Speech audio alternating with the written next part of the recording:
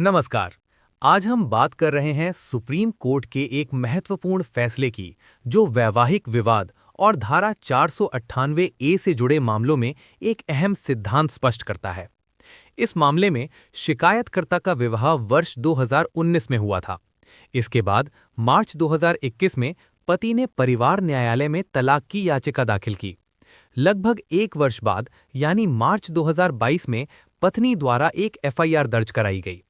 इस एफआईआर में पति, सास, ससुर और ननद के खिलाफ भारतीय दंड संहिता की धारा 341, 323, 498 ए और 34 तथा दहेज निषेध अधिनियम की धाराओं के तहत आरोप लगाए गए। मामला जब पटना हाईकोर्ट पहुंचा तो अदालत ने पाया कि ननद के खिलाफ लगाए गए आरोप सामान्य और अस्पष्ट हैं। इसी आधार पर हाईकोर्ट ने उसके खिलाफ चल रही आपराधिक कार्यवाही को रद्द कर दिया। हालांकि सास और ससुर के खिलाफ मुकदमा जारी रखने की अनुमति दी गई।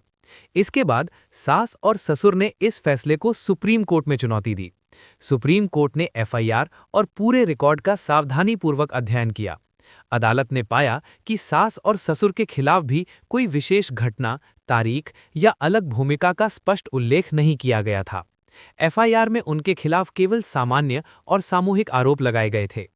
सुप्रीम कोर्ट ने यह भी कहा कि सिर्फ ये कहना कि वे झगड़ा करते थे अपने आप में कोई आपराधिक अपराध साबित नहीं करता। अदालत ने एक और महत्वपूर्ण बात पर ध्यान दिया। तलाक की याचिका दाखिल होने के लगभग एक वर्ष बाद ही ये एफआईआर दर्ज कराई गई थी। इस परिस्थिति को देखते हुए अदालत ने यह भी कहा कि ये शिकायत तलाक की कार्यवाही के जवाब में दर्ज कराई गई हो सकती है। इन सभी तथ्यों को ध्यान में रखते हुए सुप्रीम कोर्ट ने कहा कि हाई कोर्ट ने समान परिस्थितियों वाले व्यक्तियों के लिए अलग-अलग मानदंड लागू करके त्रुटि की है। इसी कारण सुप्रीम कोर्ट ने सास और ससुर के खिलाफ चल रही आपराधिक कार्यवाही को भी रद्द कर दिया।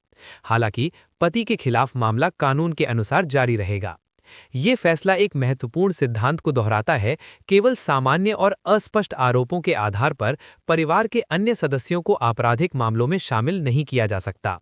ऐसे मामलों में अदालतों का दायित्व है कि वे आपराधिक कानून के दुरुपयोग को रोकें और न्याय का संतुलन बनाए रखें। ऐसे ही और महत्वपूर्ण लीगल अपडेट्स के लिए जुड़े रहिए। कार्लेक्स चेम्बर्स, दिल्ली। धन्यवाद।